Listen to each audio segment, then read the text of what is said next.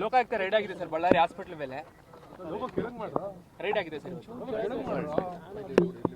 ಈಗ ನಾವು ನೋಡಪ್ಪ 4 ಜನ ಮಹಿಳೆಯರು ಬಾಣಂತಿಯರು ಈಗ 5ನೇದಾಗಿದೆ.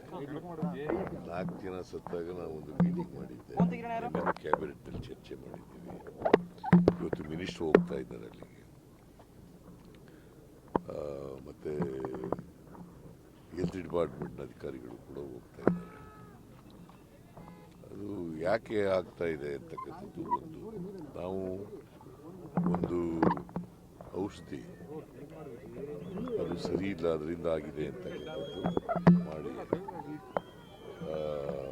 ಇವನ್ನ ಸಸ್ಪೆಂಡ್ ಮಾಡಿದ್ದು, ಯಾರನ್ನ ಡ್ರಗ್ ಕಂಟ್ರೋಲರ್ ಸಸ್ಪೆಂಡ್ ಮಾಡಿ ಯಾರು ಔಷಧಿ ಸಪ್ಲೈ ಮಾಡಿದ್ರಲ್ಲ ಅವ್ರನ್ನ ಬ್ಲ್ಯಾಕ್ ಲಿಸ್ಟ್ಗೆ ಹಾಕಿದ್ದಾರೆ. ಜೊತೆಗೆ ಒಂದು ಕಮಿಟಿ ಕೂಡ ಮಾಡಿದ್ದು, ಡೆವಲಪ್ಮೆಂಟ್ ಕಮಿಷನರ್ ಅಧ್ಯಕ್ಷತೆಯಲ್ಲಿ ಒಂದು ಕಮಿಟಿ ಕೂಡ ಮಾಡಿದ್ದು. ಅವರು ಒಂದು ವರದಿ ಕೊಡಿ ಅಂತ ಹೇಳಿದ್ದು.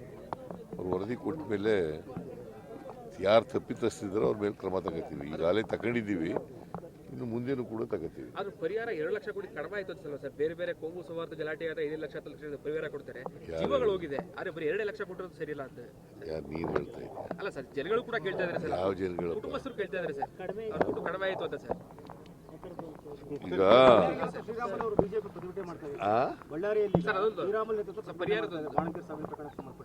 ಏನಂತ ಏಕಾಗಿ ಪ್ರತಿಭಟನೆ ಮಾಡ್ತಾ ಇದ್ದಾರೆ ಸರ್ ಇವತ್ತು.